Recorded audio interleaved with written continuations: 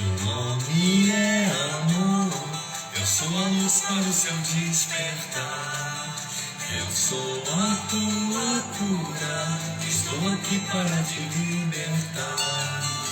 Mergulho em teu silêncio, nas profundezas da alma.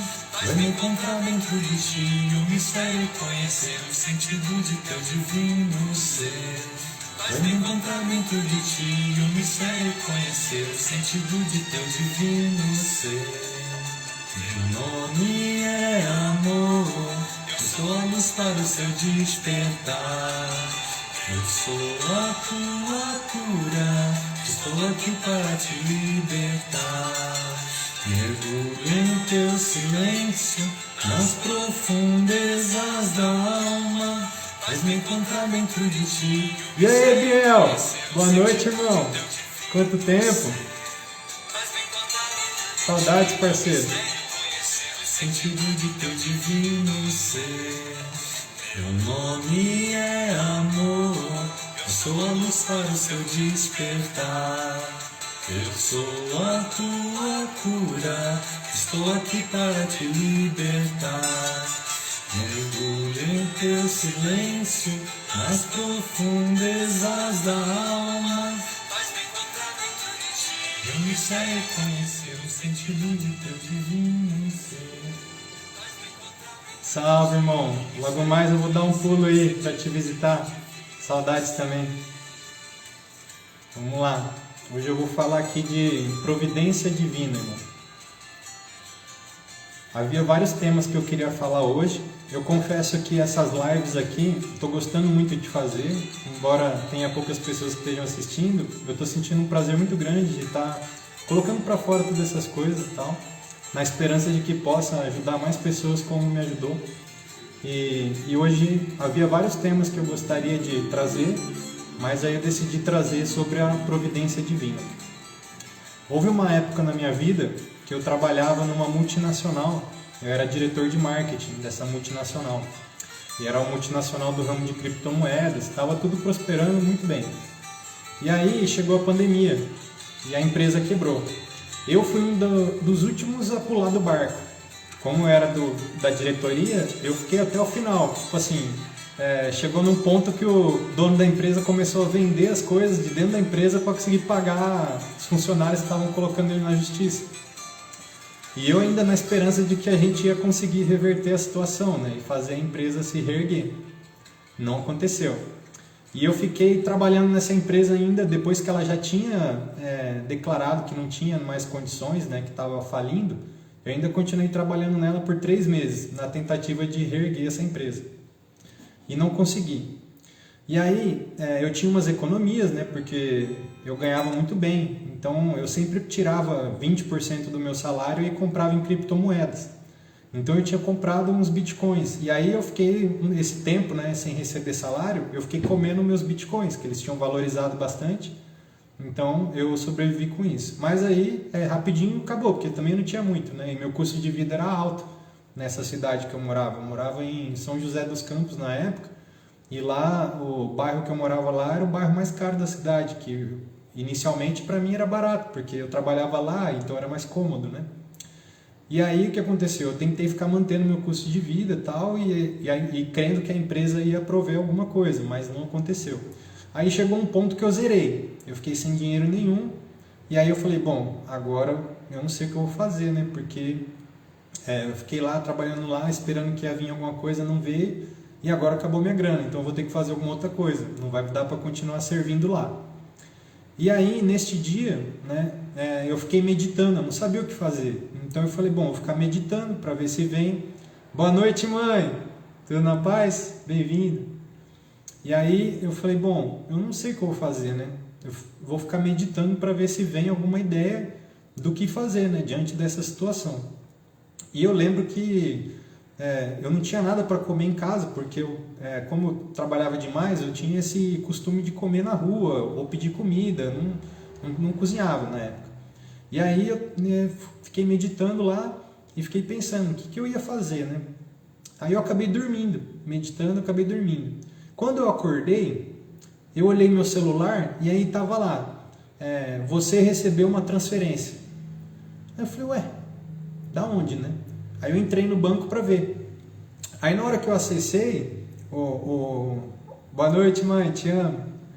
Aí na hora que eu acessei o aplicativo do banco para ver a origem do depósito, porque eu não estava esperando, né, nenhum depósito, aliás, não daquele valor, eu esperaria se fosse do meu salário atrasado, né, 3 meses de salário atrasado. Mas era um valor assim, R$223, alguma coisa assim, não era muito dinheiro, mas era o suficiente para me ajudar, era o começo, já que eu estava zerado, né? E aí eu fui ver a origem daquele dinheiro, da onde tinha vindo aquele dinheiro na minha conta. E aí eu cliquei lá e estava escrito assim, origem desconhecida, descrição, estorno de compra no exterior. Mas eu nunca fui para o exterior. E então, tipo assim, estorno de compra no exterior, eu realmente não sabia de onde veio aquele dinheiro. E simplesmente apareceu o dinheiro na minha conta no dia que eu precisava, no dia que eu não tinha outro lugar para me prover. E aí, assim, tem pessoas que não conseguem aceitar o milagre, né? Numa situação dessa, a pessoa vai ligar para o banco, falar, o que é isso? Caiu um dinheiro aqui na minha conta que não é meu, de onde veio, isso aqui, tal. Não, no meu caso eu só aceitei. Falei assim, graças a Deus que chegou esse dinheiro aqui, com isso aqui agora eu vou empreender, vou comprar alguma coisa, vou vender, vou me reerguer, vou comprar uma comida e tal. Aquilo lá serviu para mim. Com aquilo lá, eu e um amigo meu abrimos um negócio, a gente comprou uns negócios de, como é que chama? Que cheirinho de carro, aromatizador. A gente comprou umas essências e fez uns negócios de aromatizante, né? E a gente saiu vendendo, eu sei que com isso me reergueu. Mas eu não quero contar essa história agora, o que eu quero contar é isso, é a questão da providência, de que esse dinheiro veio para minha conta, Deus sabe de onde, eu não sei. Simplesmente apareceu lá, eu não estava esperando, mas o dinheiro veio num momento crucial para mim, veio para me ajudar, né? E eu simplesmente aceitei. Então, eu também já contei aqui o dia que eu estava com fome e que Deus me deu de comer um pão na rua, tá numas lives para trás aí, não sei qual. Então essa é mais uma história que eu estou contando agora, de onde Deus proveu para mim, numa situação difícil, né?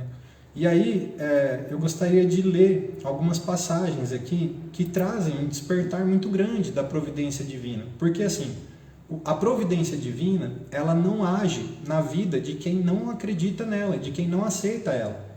Porque assim, as suas crenças que regem a sua vida. Então, você tem o direito de acreditar que a vida é boa, ou você tem o direito de acreditar que a vida é ruim. E qualquer coisa que você acreditar, você vai estar certo. Então, você também pode acreditar que você tem um Deus que te ama, que é todo-poderoso e que Ele é provedor, que Ele gosta de prover para os seus filhos, né? Eu vou ler aqui uma passagem que é de Lucas 12, 22. E Ele disse aos seus discípulos, aqui Ele está falando de Jesus, né? Portanto, vos digo, não estejais apreensivos pela vossa vida, sobre o que comereis, nem pelo corpo sobre o que vestireis. Mais é a vida do que o sustento, e o corpo mais do que as vestes. Ele está falando aqui que o corpo é mais importante, né, do que o sustento. A vida é mais importante que o sustento e o corpo mais importante que as vestes. Considerai os corvos, que nem semeiam e nem cegam, e nem têm despensa, nem celeiro, e Deus os alimenta. Quanto mais valeis vós do que as aves?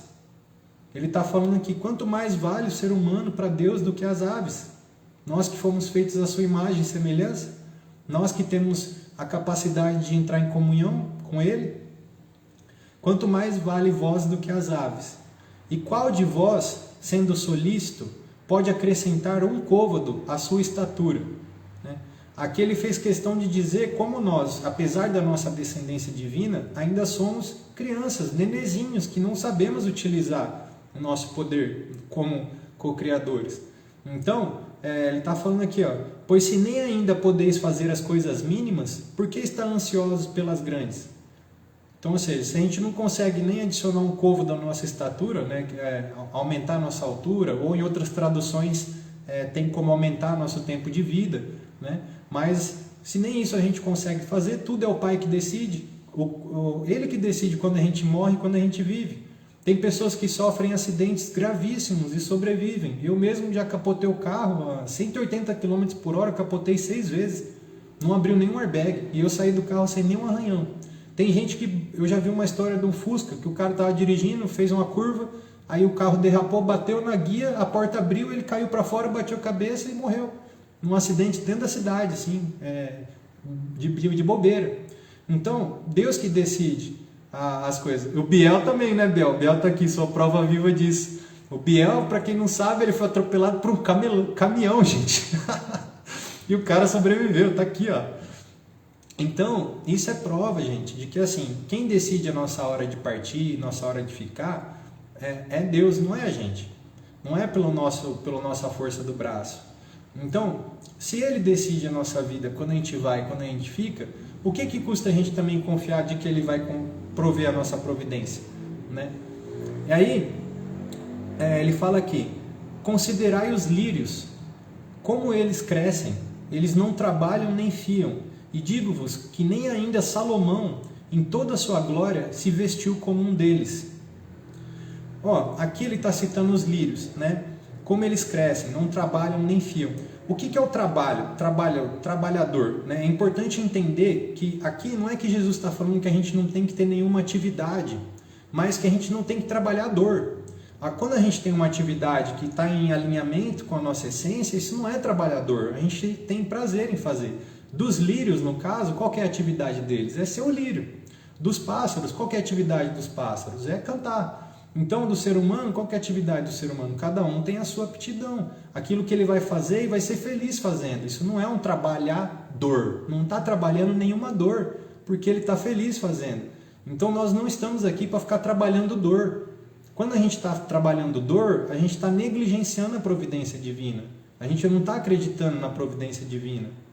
Quando você aceita que existe um Criador que te ama, uma inteligência infinita que cuida de você, você nunca mais vai se sujeitar a trabalhar dor. Você só vai ser você mesmo. E aí você vai usar as coisas que você gosta de fazer, que você é bom em fazer, que você tem aptidão em fazer, para servir o resto das pessoas. Então não tem trabalhador nenhuma. E aqui, ó. E ainda vos digo que nem Salomão em toda a sua glória se vestiu como um deles. Ele está querendo dizer aqui que nem Salomão conseguiu alcançar toda a compreensão sobre a providência divina. E se Deus assim veste a erva, que hoje está no campo, e amanhã é lançada no forno, quanto mais a vós, homens de pequena fé. Né? Que é o que eu falei a respeito, de que nós somos feitos a imagem e semelhança de Deus. Então, como que Ele não vai prover para a gente? A não ser que a gente não aceite, a não ser que a gente não permita. E não pergunteis, pois, que haveis de comer, ou que haveis de beber. Não andeis inquietos, porque os gentios do mundo buscam todas essas coisas, mas vosso Pai sabe que necessitais delas. Buscai antes o reino dos céus, e todas essas coisas vos serão acrescentadas. Não temas, ó pequeno rebanho, porque a vosso Pai agradou dar-vos o reino. Aqui, o que essa passagem está nos dizendo, tentando transmitir? Que a nossa preocupação, o nosso medo, ele breca a fluidez. Ele breca a fluidez da providência. E se a gente buscar o reino dos céus, todo o resto será acrescentado. O reino dos céus é elevar a nossa frequência para perto do Altíssimo. Elevar a nossa frequência para perto de Deus. Isso é o reino dos céus. Elevar a nossa frequência. O céu e o inferno estão presentes aqui agora. Eles são estados vibracionais. São uma frequência. A partir do momento que você está brigando com as pessoas, que você está discutindo, que você está enxergando o mal, você já está no inferno. Não é depois de morrer. É agora, é aqui. A partir do momento que você está em paz, que você está feliz, que você está vibrando amor, que você está grato pela sua vida, que você está grato pelas coisas que existem nela, que você está doando, você já está no céu. O céu aqui e agora. Então são estados de vibração, estados de frequência. E ele fala, não temas, pequeno rebanho, porque é do vosso ao vosso Pai agradou dar-vos o reino. O Pai, ele fez o reino, ele criou o reino, ele criou o paraíso. Quem falou para você que o paraíso não é aqui? Quem falou para você que a terra não é o paraíso? O que diferencia? Quem vive feliz, quem vive realizando sonhos, quem vive alcançando seus objetivos, está vivendo no paraíso. E quem vive perdido, quem vive uma vida infeliz, está vivendo no inferno. E o que diferencia isso um do outro? São estados vibracionais, frequência. E o que define a nossa frequência, nosso estado vibracional? Aquilo que a gente alimenta dentro de nós. Quais sentimentos que a gente tem alimentado? Quais pensamentos que a gente tem alimentado? A nossa mente, eu já expliquei numa live anterior, que existe uma coisa chamada entropia. Então existe uma tendência natural à desorganização. Quando nós deixamos a nossa mente avulsa, pensando e refletindo à vontade, sem comandar e coordenar o que a gente quer que ela pense, ela vai tender à desorganização, ela vai te levar para baixo. É a gravidade. Se você subir num prédio e jogar uma bolinha lá, ela sempre vai para o chão. Não importa o quanto você abençoe a bolinha, porque é a lei, foi assim, Deus quis assim. Então, a mesma coisa na nossa mente. Se a gente deixar a nossa mente ficar pairando sozinha, ela vai para o negativo. É a desordem, é a tendência à desordem.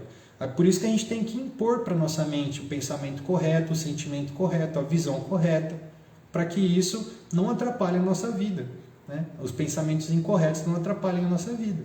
Então a gente tem o poder de decidir o que a gente vai pensar, como que a gente vai se sentir, né? E isso a gente vai adquirindo com a prática. Quanto mais a gente pratica, a gente vai masterizando essa habilidade, né, de comandar o nosso ser. Porque assim, a primeira coisa que nós temos que aprender é governar nós mesmos.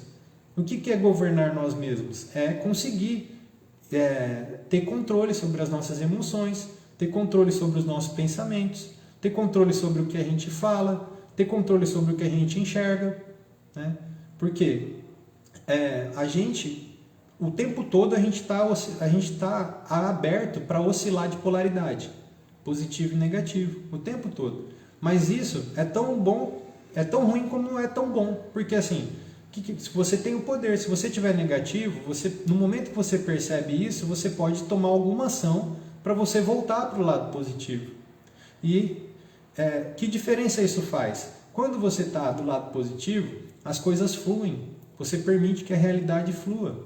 Quando você está do lado negativo, você fica causando efeito zenão. Então, é como se você mesmo afastasse as bênçãos de Deus para chegar em você, né? Por quê? Agora eu vou pôr uma explicação mais avançada. Quem está aqui merece saber.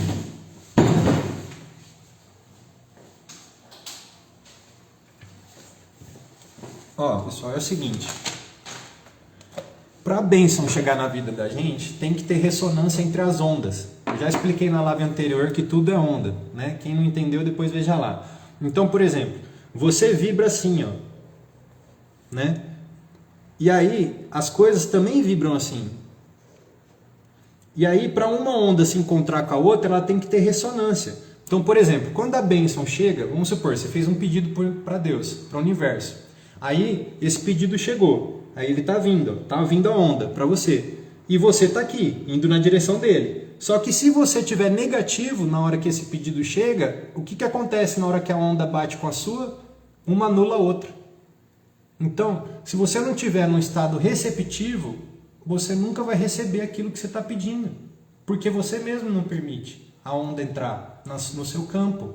Para a onda entrar no seu campo, você tem que estar em ressonância. Então, tipo assim, chegou a onda, se ela não se encontrar aqui com você, se ela não encontrar aqui, se você não tiver positivo na hora que ela vier, se você tiver negativo, uma anula a outra, porque ela é uma onda positiva. Toda onda de bênção do universo é uma onda positiva. E aí, se ela entrar em contato com uma onda negativa, o que acontece? Uma anula a outra. Então é por isso que muita gente não acredita na providência divina, não acredita que Deus realiza os desejos. Por quê? Eles não experienciaram isso ainda na vida deles. Mas por que eles não experienciaram? Porque ninguém explicou isso para eles. Por que eu coloco, né, minha cara aqui para falar de milagres, para falar de providência, para falar de situações que Deus realmente fez milagre na minha vida? Porque eu vivi isso, eu experienciei isso. Então hoje eu tenho plena convicção para poder falar, eu dou testemunho a respeito do poder de Deus, eu dou testemunho a respeito da providência dele. Ele me proveu, não foi uma, não foi duas, não, foi milhares. Eu contei aqui 2 vezes só, mas tem muito mais história para contar, é que eu vou contando aos poucos, né? Então, eu vou ler mais algumas passagens aqui para reforçar a respeito da providência divina. Ó, esse aqui é um dos salmos mais entoados de toda a história. Só que, mesmo assim, muitas pessoas não compreendem o que elas estão dizendo. E aí, o que acontece? Não gera efeito, porque viram palavras vazias.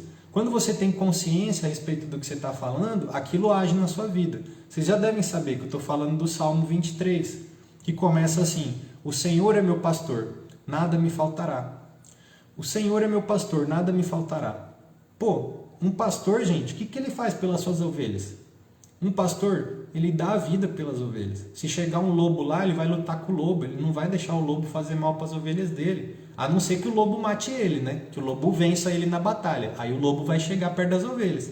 Mas caso contrário, se o pastor for forte, o lobo não vai chegar. E quem que é o nosso pastor? O Senhor, né? O Todo-Poderoso, onipresente, onisciente, Criador do céu e da terra. Quem que vai vencer esse pastor? Então, no momento que você assume a crença de que o Senhor é seu pastor, que você é humilde para ser isso. Uma vez eu tentei explicar esse salmo para uma pessoa, ela falou assim: eu não quero ser ovelha de ninguém, não preciso de pastor nenhum. Olha que arrogância. É muito melhor você aceitar que Deus é seu pastor, porque daí Ele vai cuidar de você, Ele vai te cuidar como uma ovelha. Por acaso uma ovelha que cai no buraco, o pastor vai deixar ela no buraco? Ou ele não vai lá? Ele deixa o rebanho para ir salvar a ovelha que se perdeu.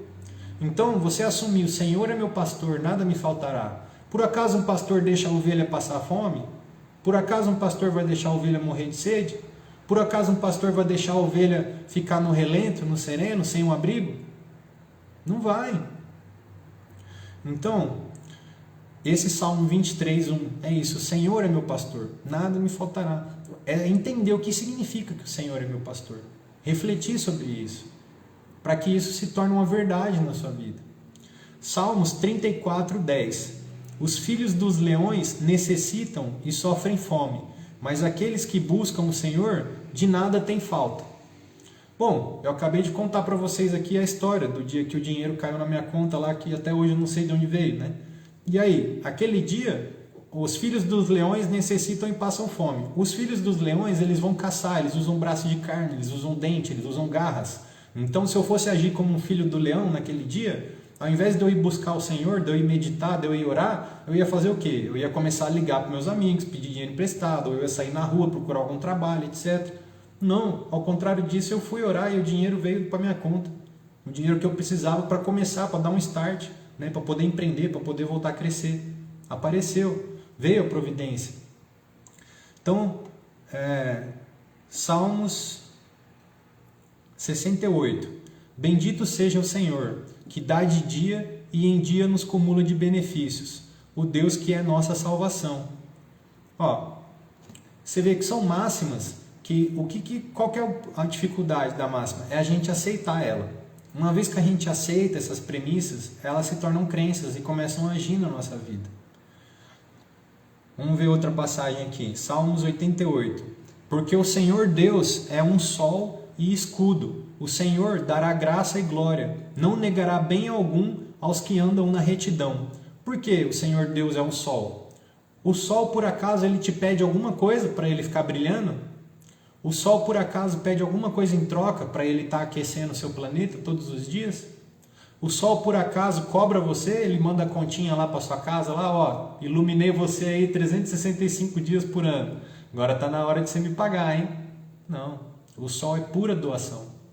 E isso que Deus é pura doação. Ilusão é aqueles que acham que Deus precisa da sua individualidade. Ele não precisa. Ele tem sim algumas coisas que precisam ser feitas pelas individualidades, mas ele tem infinitas individualidades para prover aquela necessidade que ele quer, para prover, para acontecer o que ele quer que aconteça. Então, quando aparece uma tarefa, se você não estiver disposto a fazer, tem outras pessoas capacitadas para fazer. Só chegou para você porque você estava na frente da fila. Mas se você não quiser desempenhar, Deus não precisa disso. Deus tem infinitos recursos. Ele é um sol, ele é pura doação. E ele não pede nada. A única coisa que Deus espera de quem ele provê é um coração cheio de gratidão. É um coração agradecido. Né? E aqui ele está falando, não negará bem algum aos que andam na retidão. Tem uma outra passagem em Isaías que fala da retidão, onde ele cita, né, Sodoma e Gomorra, e aí Deus fala que ele não aguenta mais sacrifício de cordeiro, de boi, de sangue, que isso não tem valor nenhum para ele. E aí ele fala que o que tem valor para ele é o homem ser justo. Eu acho que eu até separei esse aqui. Cadê? É o homem ser justo e o homem cuidar de órfãos e viúvas. O que são órfãos e viúvas? Não são órfãos e viúvas no sentido estreito da palavra, de pessoas que perdeu o marido ou perdeu o pai. Órfãos e viúvas são pessoas que estão afastadas de Deus. São pessoas que não se reconheceram ainda como filhos e filhas de Deus. Pessoas que ainda não estão experienciando o que é estar próximo de Deus. Eles são órfãos, eles são as viúvas, né? Aqui achei a passagem. Ó.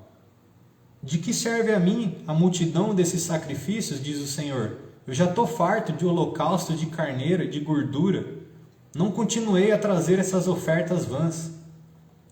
Aí depois ele mais para frente, ele fala aqui, ó, o que tem que fazer para receber a providência divina? Lavai-vos, purificai-vos, tirai a maldade dos vossos atos, e diante dos meus olhos cessai de fazer mal.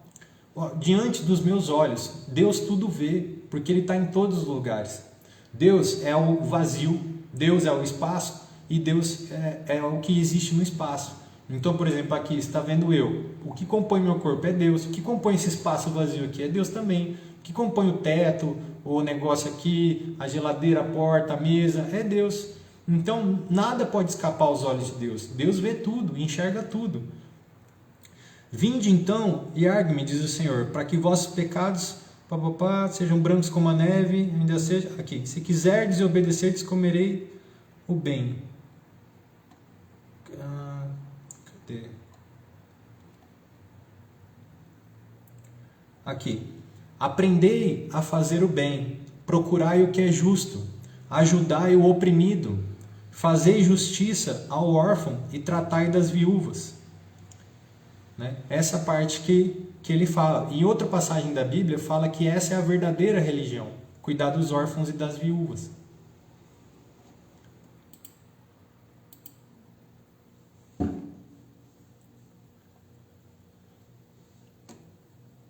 Pedi e dar-se-vos-á, buscai e encontrareis, batei e abrir-se-vos-á, porque aquele que pede recebe, e o que busca encontra, e o que bate se abre.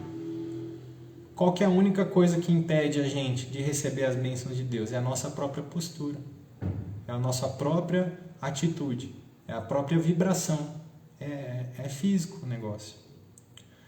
Então, agora para finalizar, eu vou falar aqui de Mateus 7,11. Se vós, pois, sendo maus, saber dar coisas boas a vossos filhos, quanto mais vosso Pai que está nos céus dará bens aos que lhes pedirem. Né? Isso aqui é uma passagem de Mateus, onde ele está contando que Jesus disse isso. Antes, Jesus falou assim, que até se você, por acaso, algum pai que o filho pedir pão, o pai vai dar uma pedra? Ou por acaso algum filho que pedir peixe, o pai vai dar uma cobra para o filho? Então ele fala assim, se até nós, seres humanos, que somos maus, que nós temos a dualidade dentro de nós, e a maioria de nós está na dualidade negativa. Então se até nós, que somos do jeito que somos, a gente quer dar o melhor para os nossos filhos. Eu já convivi com gente que aos olhos da sociedade eram pessoas muito ruins, mas eu pude observá-las convivendo com seus filhos. E eu vi que essas pessoas tinham amor pelos seus filhos, apesar de, aos olhos da sociedade, elas serem pessoas ruins.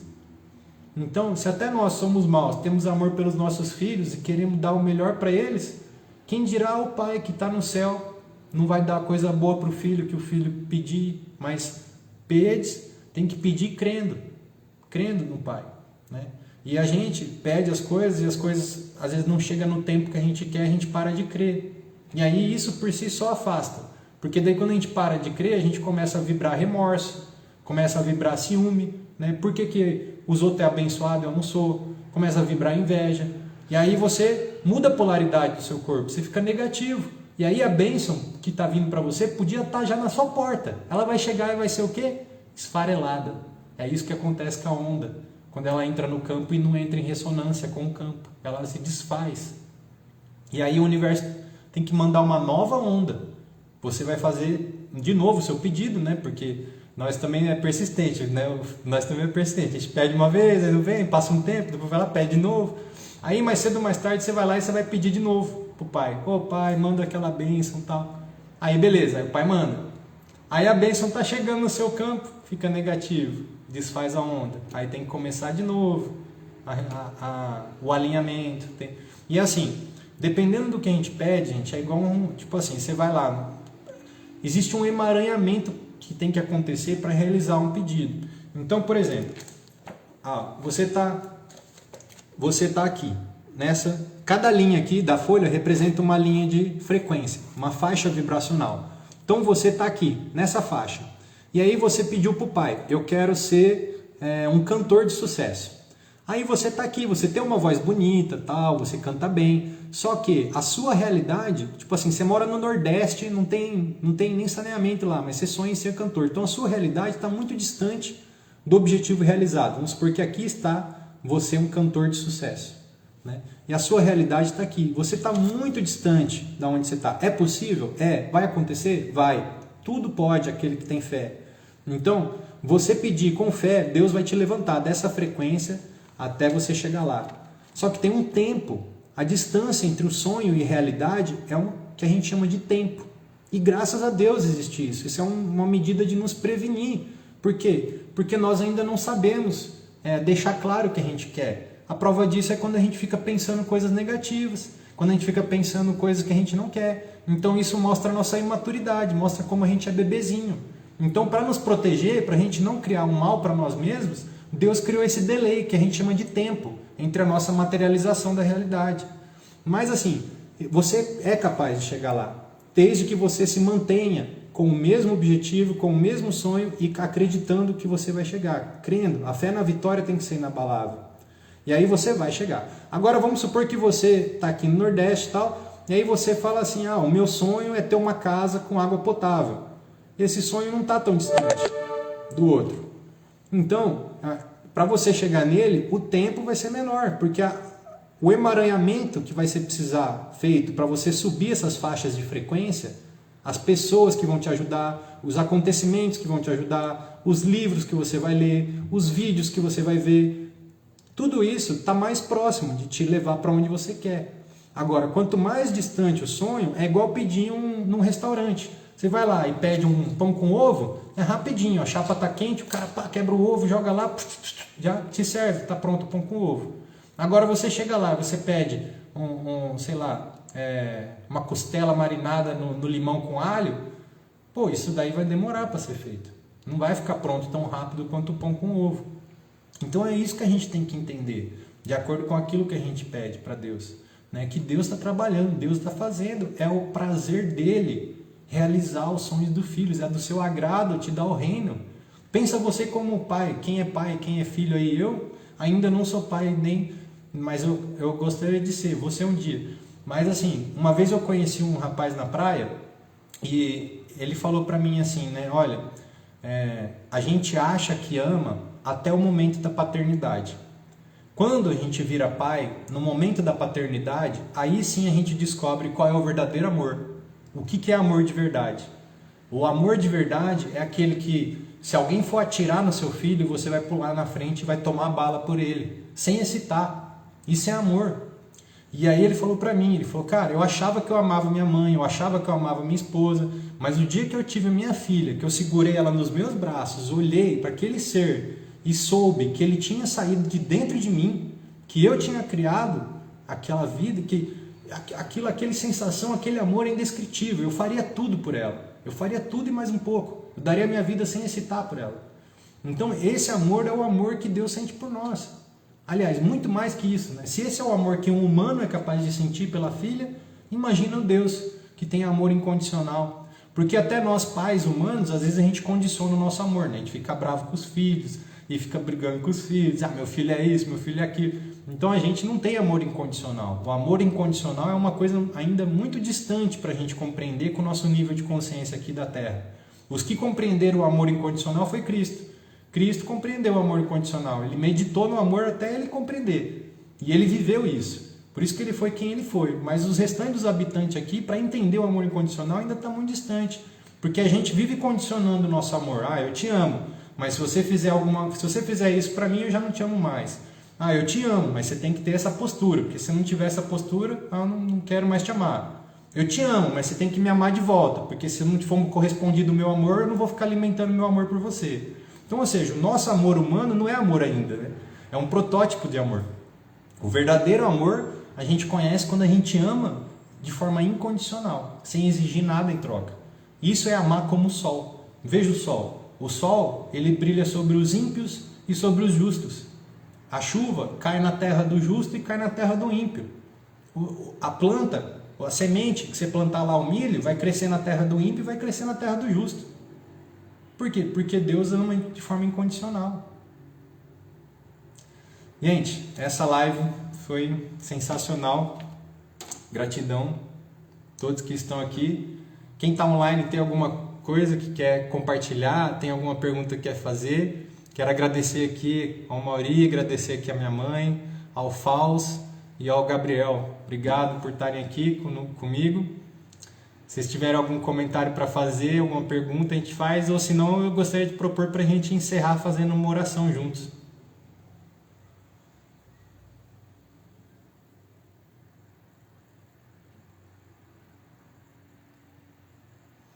Bom, então vamos fazer uma oração então do Pai Nosso.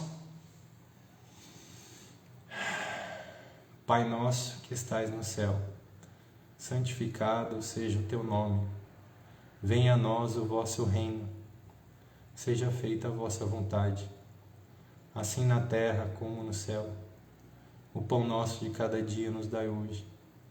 Perdoa, Senhor, as nossas ofensas, assim como nós perdoamos a quem nos tem ofendido. Não nos deixe cair em tentação e livrai-nos de todo mal. Amém. Gratidão. Gratidão, Gabriel. Muito obrigado, irmão. Tamo junto. Deus abençoe, irmão. Que haja luz na sua vida, que haja prosperidade, que haja felicidade, irmão. Tamo junto. Tchau, tchau.